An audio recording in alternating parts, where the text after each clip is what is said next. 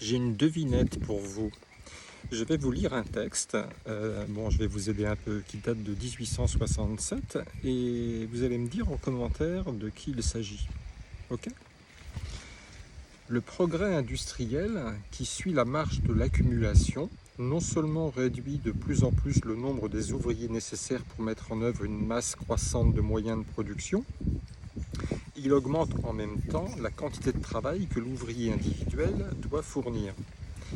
À mesure qu'il développe les pouvoirs productifs du travail et fait donc tirer plus de produits de moins de travail, le système capitaliste développe aussi les moyens de tirer plus de travail du salarié, soit en prolongeant sa journée, soit en rendant son labeur plus intense, ou encore d'augmenter en apparence le nombre des travailleurs employés, écoutez bien, en remplacement, grand remplacement,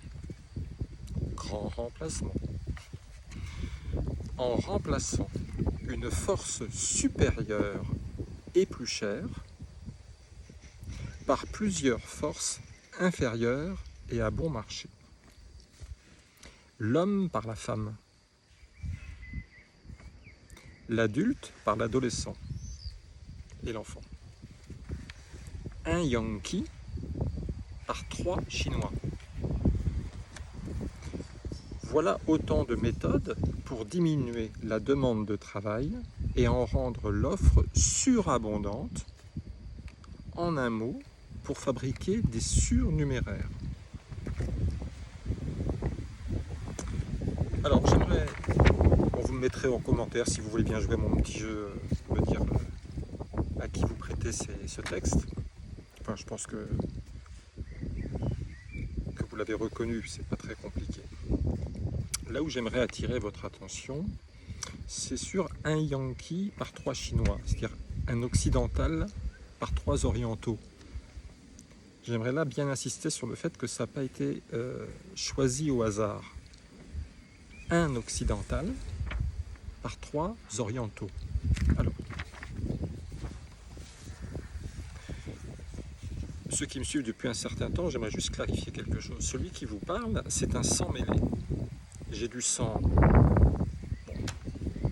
algérien, et encore je ne suis pas sûr, parce que si on remonte, suis-je amazigh génétiquement, ou suis-je amazigh mêlé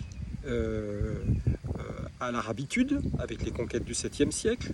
Suis-je un berbère des montagnes n'ayant pas subi l'arabisation ethniquement? Je n'en sais rien. Tout ce que je sais, c'est que mon père était de Constantine, mais je n'ai aucune information sur ses ascendances, au niveau donc de paternel. Du côté de ma mère, là aussi c'est scabreux. Pendant très longtemps, j'ai su que c'était l'Ukraine, mais l'Ukraine occidentale. Et d'ailleurs, ma grand-mère maternelle que je vénère m'a toujours dit oui, c'est l'Ukraine. Et puis en plus, elle vénérait Taras Shevchenko, qui est un grand poète ukrainien qui incarne l'identité ukrainienne. Enfin bon, c'était une Ukrainienne dans l'âme. Mais néanmoins, elle me disait qu'elle était née en Pologne, parce qu'effectivement, au lendemain de la Première Guerre mondiale, je dirais les forces anglo-saxonnes ont redécoupé le gâteau européen à leur convenance en s'asseyant allègrement sur les différences ethniques. Et c'est sur ces différences ethniques qu'on s'appuie aujourd'hui, par exemple, pour déclarer pour entretenir une guerre avec la Russie, en niant la spécificité des russophones de l'Est de l'Ukraine, de ce qu'on appelle l'Ukraine, qui est un produit de synthèse qui a jailli après la Première Guerre mondiale. Donc ma grand-mère me disait, oui, je suis ukrainienne, il n'y a pas d'ambiguïté là-dessus, mais quand même je suis née, moi, à l'ouest de Lvov, et il n'y a pas si longtemps, avant 1921, je crois, c'était la Pologne. Et puis quand on remonte encore avant, c'était le confin de l'Empire austro-hongrois. Et d'ailleurs, ce qu'il y a de très très intéressant, et ça je l'ai appris dernièrement, il y a une de mes clientes qui m'a appelé, une Montargoise qui m'a appelé, parce que je continuais à lui fournir certaines prestations, Et elle m'appelle, elle me dit, Monsieur Goural, vous avez vu Arte à la télé il y a quelques jours? Je dis, non, moi j'ai pas la télé, tout ce que je vois de la télé c'est sur Internet, c'est des choses qui sont reprises sur Internet, mais je ne regarde pas la télé directement. Et je lui dis, mais de quoi s'agit-il? Il m'a dit, ils ont parlé des Goural, des Gourali. Je dis, mais des Goural, des Gourali, mais de quoi vous me parlez? Mais oui, vous savez que vous êtes issu d'une tribu dans les Carpates, quelque part coincée entre la Tchécoslovaquie et la Pologne et l'Ukraine actuelle.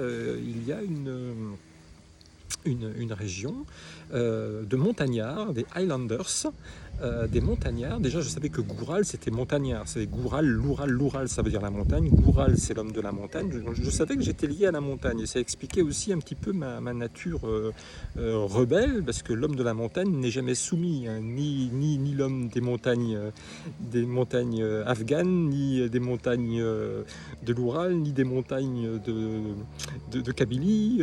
Voilà, ceux qui sont ni la Suisse, donc les hommes des montagnes ont toujours pu s'affranchir des tentatives d'envahissement de groupes venus d'ailleurs pour nous mettre en esclavage. Donc la montagne a toujours été, la nature a toujours été donc une protection. Et donc je dis non, j'ai pas vu, de quoi s'agit-il? Il m'a dit non, mais vous êtes une ethnie, vous avez un langage, vous êtes, on sait où vous êtes, d'où vous êtes exactement dans la montagne, etc. Vous avez vos vêtements, votre musique, votre culture, etc. Je dis je savais pas. Et tout ça pour vous dire que pendant très longtemps j'ai cru que j'étais ukrainien, même si je savais que il y avait une ramification possible avec la Pologne. Alors il y a Ukraine, Pologne, et puis finalement c'était austro-hongrois. Et justement je creuse et je tombe sur des vidéos YouTube d'émissions qui parlent de la comment dirais-je, des manœuvres qu'il y a eu de certains leaders gourali pendant la Deuxième Guerre mondiale pour collaborer avec l'Allemagne nazie. Mais en dépit semble-t-il, d'une volonté des Gourali eux-mêmes. C'était apparemment des calculs politiques de leaders et sur la base d'un certificat que les nazis avaient donné en disant les Gourali ethniquement sont germains et appartiennent au Reich. Voilà. Donc du point de vue des nazis, les Gourali avaient été estampillés compatibles avec l'ethnie germanique et à ce titre étaient acceptés dans le peuple allemand tel que le pouvoir politique allemand de l'époque, les nationaux socialistes l'entendaient, et donc les Gourali étaient acceptés comme étant ethniquement compatibles avec le Reich. Voilà. Et donc il y a des leaders, je dirais, qui ont joué là-dessus pour essayer de pousser l'ensemble du peuple Gourali à adhérer au Troisième Reich. Voilà. En disant ethniquement c'est compatible, et puis nous on pense que c'est de notre intérêt, notamment pour nous affranchir du pouvoir soviétique, de l'oppression soviétique, de nous affranchir de l'Union soviétique, du capitalisme d'État soviétique, et donc notre intérêt c'est de soutenir l'Allemagne. Voilà, c'était ça. Mais toute cette part de l'histoire, moi je l'ignorais complètement. Je l'ai, notamment cette dernière part avec les tentatives de rapprochement et de collaboration avec l'Allemagne nazie, je ne l'ai appris qu'il y a un mois. Ça m'était complètement étranger. Alors pourquoi est-ce que je vous parle de ça? C'est que même moi qui suis curieux sur mes ascendances, je m'intéresse à beaucoup de choses, en fait on ne sait pas qui on est. On ne sait pas qui on est. Voilà. Et tout ça pour vous faire un petit descriptif de ma famille, pour ceux que ça intéresse. C'était juste pour vous expliquer en revenir au texte de 1867, ce clivage qu'il y a entre Occident et Orient. J'ai pris la peine de faire cette digression, je dirais, ethnique de mes ascendants et d'un côté et de l'autre pour vous expliquer que j'étais un sang mêlé et que ça a son importance pour comprendre ce texte, parce que là on oppose effectivement les Yankees avec les Chinois, c'est-à-dire l'Occident avec l'Orient.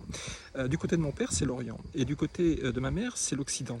Puis en plus c'est un Occident montagnard campagnard, un Occident communard, un Occident bohème, un Occident qui se fout du matérialisme. Ma mère était comme ça. Ma mère, quand elle a divorcé, elle a dit à mon père, écoute, prends tout, moi tout ce qui m'intéresse c'est les enfants, prends tout, prends la télé, prends l'argenterie.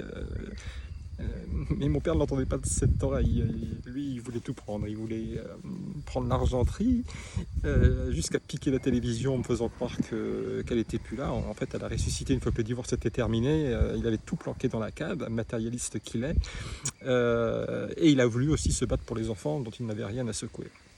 Donc tout ça pour détruire l'humanité de ma mère. Hein. Donc, et donc je vous parle de ça parce que c'est très intéressant. Moi, je suis quelqu'un qui est en mesure de parler du clivage qu'il y a entre un Occident, je ne vais pas généraliser, une forme d'occidentalisme et une forme d'orientalisme. Mon père ne jurait que par les études. Il rêvait que je sois chirurgien, que j'ai bac plus 5 ans, des belles voitures, que les filles se jettent à mon cou, que je porte des beaux costumes, que je sois respecté. Et d'ailleurs, j'ai eu une conversation avec un de mes amis algériens dernièrement où il me dit, moi, ce qui est très important pour mes enfants, c'est qu'ils portent une cravate et qu'ils soient respectés. Et moi, je lui dis, moi, ce qui est très important pour moi et mes enfants, c'est que même quand on est à poil, on soit respecté. Moi, j'ai pas besoin d'avoir une cravate pour qu'on ne me manque pas de respect.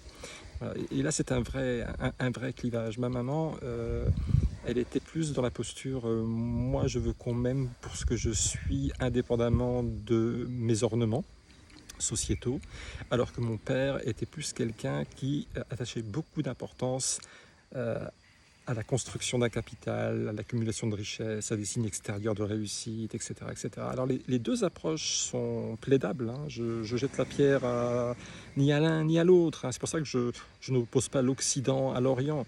Je fais juste une petite digression par rapport à mes ascendants, au profil psycho-ethnique de les deux parties qui me composent, pour interpréter effectivement ce texte de 1867. Pourquoi est-ce qu'il y a une opposition là dans ce texte entre l'oriental et l'occidental? C'est que l'occidental, notamment en France, il est nourri par la terre qui donne tout généreusement, gratuitement, et qu'à la limite on n'a pas besoin de travailler, on n'a pas besoin d'être dans l'apparat, on peut vivre pleinement son humanité avec une nature qui nous nourrit sans avoir à travailler à la limite. Hein. Alors qu'en Orient, bon, je vais y aller sur la pointe des pieds, il me semble, je ne sais pas pour quelle raison historique, on est très très attaché à la construction sociale, à la réussite.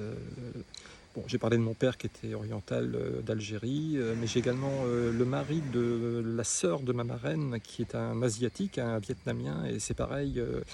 Bon, j'ai pas passé beaucoup de temps avec eux, mais j'ai ressenti avec une grande force l'exigence du père sur ses enfants pour aller très loin dans les études, pour réussir socialement. C'est très très important. Alors qu'au contraire, du côté de ma mère, c'était très bohème. Je veux dire, c'est très bohème. On a une conscience que la nature donne tout et qu'on n'est pas obligé de passer par les études, l'aliénation, se vendre sur le marché des échanges. Quand je vous dis que je suis un sang mêlé, c'est pas un sang mêlé, c'est je suis un sang en ébullition. J'incarne une contradiction des plus profondes entre deux conceptions très très opposées du monde. Et on parle de ça, c'est-à-dire qu'un communard occidental qui va être exigeant, qui n'a pas besoin de travailler pour survivre, va être barricadier rapidement, alors qu'un oriental va avoir beaucoup plus de souplesse et de facilité à la genuflexion par rapport à l'ordre marchand parce qu'il veut réussir, il veut sa belle voiture, il veut sa cravate, il veut le respect qui est dû au port de sa cravate. Alors encore une fois, je ne fais pas de généralisation, je ne veux pas être perçu comme un raciste puisque j'incarne moi-même les deux, je ne peux pas être anti-moi, d'autant plus que je suis multifactoriel, je suis multi-ethnique, multigénique, tout ce que vous voulez, multiculturel. Et c'est peut-être pour ça que je suis aussi bavard dans les vidéos et que ma pensée est aussi corrosive, c'est que je suis une contradiction en moi, je suis une contradiction. Est-ce que je dois ressembler à mon père? Est-ce que je dois ressembler à ma mère? Alors c'est très très difficile. Et même si c'est difficile et douloureux, bah, finalement le fruit de tout ça, bah, c'est ce que vous voyez à travers ces vidéos. Voilà.